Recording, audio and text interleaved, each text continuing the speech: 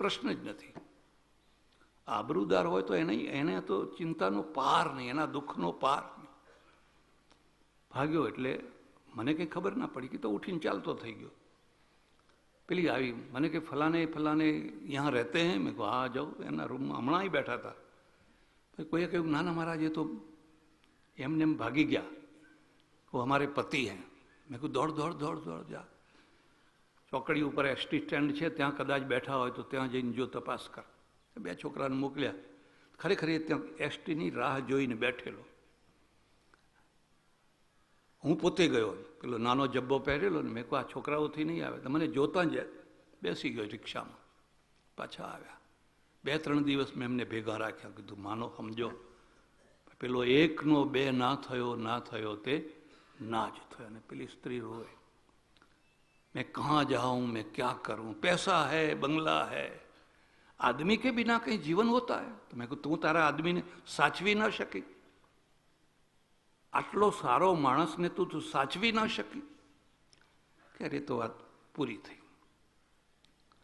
પણ આ જે અમેરિકન સ્ત્રીને એને એના પતિ પ્રત્યે અત્યંત પ્રેમ અને એના હૃદયમાં ભરપૂર એનો પતિ છવાઈ ગયેલો. આ વાતને યાદ રાખજો. કેટલાક બુદ્ધિજીવી હોય છે, કેટલાક હૃદયજીવી હોય છે. પુરુષ બુદ્ધિજીવી છે. બુદ્ધિજીવીનું ગણિત જુદું હોય છે અને હૃદયજીવીને ગણિત હોતું જ નથી. અને આ કલાકારો હૃદયજીવી હોય છે, બુદ્ધિજીવી નથી હોતા. કલાકારો હૃદયજીવી હોય છે. તમે દિલ્હીના મોટા મોટા કલાકારોને જઈને જુઓ ને, લાખો રૂપિયા કમાતા હોય, પણ કાં તો વ્યસનમાં પડ્યા હોય, કાં તો દેવાદાર હોય, કાં તો કાંઈ હોય.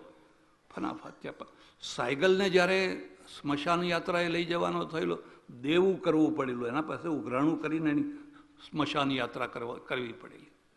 એ હૃદય જેવી છે, એને ગણિત નથી આવડતું. અમારે ખંભાતમાં એક મંદિરની પ્રતિષ્ઠા થાય અને મને બોલાવેલો. મારી બાજુમાં જ ખંભાતના નવાબ બેઠેલા. મને ખબર નહીં, પણ મને કોઈએ કહ્યું કે આ બેઠા એ નવાબ છે. એકદમ સાદો માણસ, એકદમ ભલો માણસ. મૂર્તિ પ્રતિષ્ઠામાં કોઈ મુસલમાન આવતો હશે, પણ આવીને બેઠેલો શાંતિથી. હવે કાળો મેસ જેવો માણસને શરણાઈ વગાડે, પેલું લખનવી કુર્તું પહેરેલું અને એનો રંગ એકદમ કાળો અને પેલા કુર્તાનો રંગ એકદમ ધોળો, મેચિંગ થઈ ગયેલું ને એવી શરણાઈ વગાડે. મારું ધ્યાન ત્યાં ને ત્યાં જ. પછી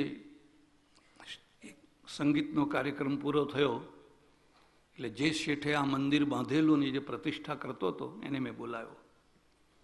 મેં કહું આ કલાકારને મારે 100 રૂપિયા આપવા છે. મને કે જોજો આપતા નહીં. ના અપાય, જોજો આપતા નહીં. પણ કેમ? દારૂ પી જશે તો એમ. મેં કહ્યું હું જે 100 રૂપિયા આપું છું મારા આત્માના કલ્યાણ માટે, મોક્ષ માટે નથી આપતો. હું તો એની કલાની કદર કરીને આપું છું. એને અને કહે તો અમે નક્કી કર્યું જ છે, જ્યારે જ્યારે બોલાવીએ ત્યારે એનું નક્કી કરેલું જ છે. 11 રૂપિયા આપીએ એટલે રાજી એમ. તોય મેં તો 100 રૂપિયા આપ્યા. પણ શેઠનું મોઢું ઉતરી ગયું, કારણ કે શેઠને ખબર જ નથી કે આમાં કઈ રાગ રાગણી ચાલે છે. બોલવું તે બોલ્યું તેમાં તેહસી કરી નવાઈ, સાંભેલું વગાડે તો હું જાણું કે તું શાણો છે. એટલે અમારે ભરતુરીએ એક બહુ સરસ વાત લખી છે. હે ભગવાન, મારી જે કલા છે ને, અરસિક જનેશું, જે અરસિક છે, જે કલાને સમજી નથી શકતા, એના આગળ પ્રસ્તુત કરવાનો કદી મોકો ના આપીશ. તારે બીજું જે દુઃખ આપવું હોય આપજે, પણ એમના આગળ આ મારી કલા રાખવાનો તું મને મોકો ના આપીશ. એટલે કલા રસિક, તમે કલાને ના સમજો તો કંઈ નહીં, પણ કેટલાક લોકો છે ને એ હૃદય જેવી, સ્ત્રીઓ હૃદય જેવી છે. અને એના હૃદયમાં પતિ પતિ પતિ પતિ પતિ જ ભર્યો છે. અને પતિ છે એ જમાનામાં મોટા મોટા નાવો લઈને યુરોપ સાથે વેપાર કરે, અમેરિકાથી યુરોપ.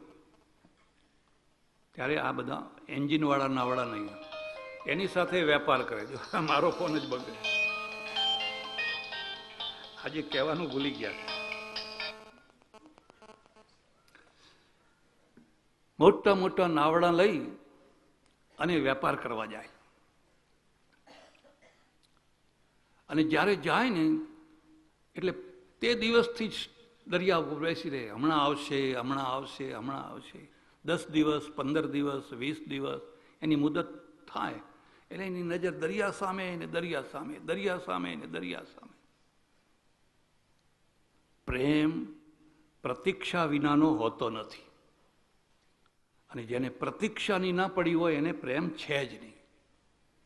કેમ ના આવ્યા, કેમ ના આવ્યા, કેમ ના આવ્યા, હજુ શું થયું, હજુ શું થયું. એકવાર એવું થયું કે 1 મહિનો થઈ ગયો, આવવાની મુદત પૂરી થઈ. રોજ દરિયા જઈને બેસે. જેટલા નાવડા દૂર દેખ, એ નાવ અમારું જ હોવું જોઈએ, એ નાવ અમારું જ હોવું જોઈએ. આવે તો બીજાનું નીકળે. એને ખાવાનું ના ભાવે.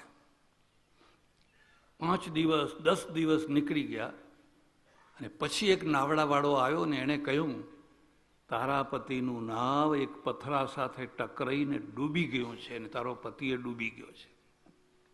અને એને એટલો આઘાત લાગ્યો, એટલો આઘાત લાગ્યો, એટલો આઘાત લાગ્યો. આ મુદ્દો યાદ રાખજો. એક મસ્તિષ્કનો આઘાત હોય. તમારી બુદ્ધિ કામ નથી કરતી, તમને મસ્તિષ્કનો આઘાત લાગે. એક શરીરનો આઘાત હોય, તમારી કાર કે સ્કૂટર કોઈની સાથે ટકરાઈ ગયું અને શરીર ઉપર આઘાત લાગ્યો. એક તિજોરીનો આઘાત હોય, તમારી તિજોરી ભલે ભરેલી હતી ને અત્યારે ખાલી ખમ થઈ ગઈ છે અને એનો બહુ મોટો આઘાત છે.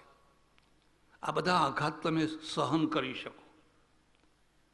કોઈ ભૂખના કારણે ભાગ્ય જ આત્મહત્યા કરતું હોય છે. ભૂખ સહન કરી શકાય છે. પણ જેટલા આત્મહત્યા કરનારા હોય છે કે જેટલી બળી મળનારી, મોટા ભાગે હૃદયના કારણે મરતી હોય. હૃદયનો આઘાત તો સૌથી મોટામાં મોટો આઘાત છે.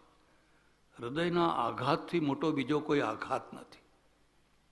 એટલે અમારે બુલ્લે શાહ એક ફકીર થયા પંજાબમાં, અને બુલ્લે શાહે જે કાફીઓ લખી છે એમાંની એક કાફી હું તમને સંભળાવું. गर तेरा जी चाहे तो मंदिर को तोड़ दे और तेरा जी चाहे तो मस्जिद को तोड़ दे, लेकिन किसी के दिल को मत तोड़.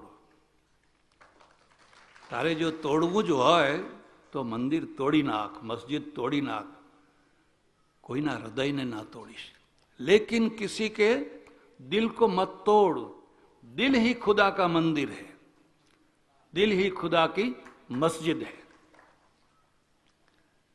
ને પછી પેલો લખે છે, પેલું મંદિર તૂટ્યું કે મસ્જિદ તૂટી તો એને જોડનારી ઈંટો મળશે, સિમેન્ટ મળશે, કડિયા મળશે. પણ જો દિલ તૂટ્યું તો એને જોડનારી ઈંટો નથી, એને સાધનારી સિમેન્ટ નથી. એ તૂટ્યું એટલે તૂટ્યું. રહીમન ધાગા પ્રેમ કા, અબ્દુલ રહીમ ખાન ખાના એક દિવસ મેં તમને કહ્યું હતું ને, રહીમન ધાગા પ્રેમ કા મત ખીંચો તૂટી જાય. એને બહુ નહીં ખેંચવાનું. જેમાં આ તારને બહુ ખેંચે તો એ તૂટી જાય. મત ખીંચો તૂટી જાય, તૂટે તો ફિર ના જુરે. હવે આ આમનો તાર તૂટે તો કઈ ગાંઠવારીને પછી કંઈ વગાડાય નહીં. તૂટ્યો એટલે તૂટ્યો. તૂટે તો ફિર ના જુરે, અને જુરે તો ગાંઠ લગ જાય. કદાચ એ જોડાય તો પણ એમાં ગાંઠ તો લાગી જ જાય. એટલે હૃદય છે ને એ ભગવાનનું મંદિર છે. અને પેલા કહે છે કે ખુદા કા મંદિર હૈ, વહી ખુદા કી મસ્જિદ હૈ. આનું હૃદય તૂટી ગયું. અને હૃદય તૂટવાનો જે આઘાત છે ને એટલો મોટો આઘાત છે, એટલો મોટો આઘાત છે કે જીરવી ન શકે, પચાવી ન શકે. એ ઘેર ગઈ એના બંગલામાં, પૈસાદાર હતી, હાથમાં સોટી લીધી અને ક્રોકરી જેટલી કાચના વાસણો હતા ને બધા તોડી નાખ્યા, બધા તોડી નાખ્યા. શું કરવું છે, શું કરવું છે, આ કોના માટે છે? પડદાઓ ફાડી નાખ્યા, ફર્નિચરો તોડી નાખ્યા, દર્પણો તોડી નાખ્યા. આઘાત છે. અને પછી વાળ ખેંચવા માંડી, વાળ તોડવા માંડી. આઘાતને પચાવવો બહુ કઠિન છે, બહુ અઘરો છે. પણ બન્યું એવું કે એના ઘેર અઠવાડિયે 10 દિવસે 15 દિવસે એક સાધુ આવે, એક સંત આવે. અને મારે તમને ખાસ ભલામણ કરવાની છે કે બીજા બધા તમારા જે ભાઈબંધો હોય ભલે રહેવા દો, કંઈ વાંધો નથી, પણ એકાદ કોઈ સારો સંત હોય એના સાથે થોડો સંબંધ રાખજો. એ બે કામ કરશે. જો તમારો પૈસો વધશે તો તમને છકી જવા નહીં દે, અને જો તમારો પૈસો ખૂટશે તો તમને હિંમત હારી જવા નહીં દે. અને આ બેયની જરૂર હોય છે. માણસને પૈસો વધ્યો, છકી ગયા બસ, અને પૈસો ખૂટી પડ્યો તો એકદમ મોરલ ડાઉન થઈ ગયું, નિરાશ હતાશ થઈ ગયા. એને આશ્વાસન આપ્યું, બેટા શા માટે આવું કરે છે? મરનાર તો મરી ગયો જન, પણ હવે આ બધું મારે કરવું શું? આ બધો બંગલો, આ ઐશ્વર્ય, આ ધન, આ બધાને મારે હોળી કરવી, શું કરવું આને મારે? કારણ કે હૃદયમાં વેક્યુમ થઈ ગયું, ખાલી થઈ ગયું. હૃદયમાં માત્ર પતિ હતો, પતિ પતિ પતિ, એના સિવાય કશું જ નહોતું, અને એકદમ ખાલી થઈ ગયું. અને વેક્યુમ બહુ દુઃખદાયી છે.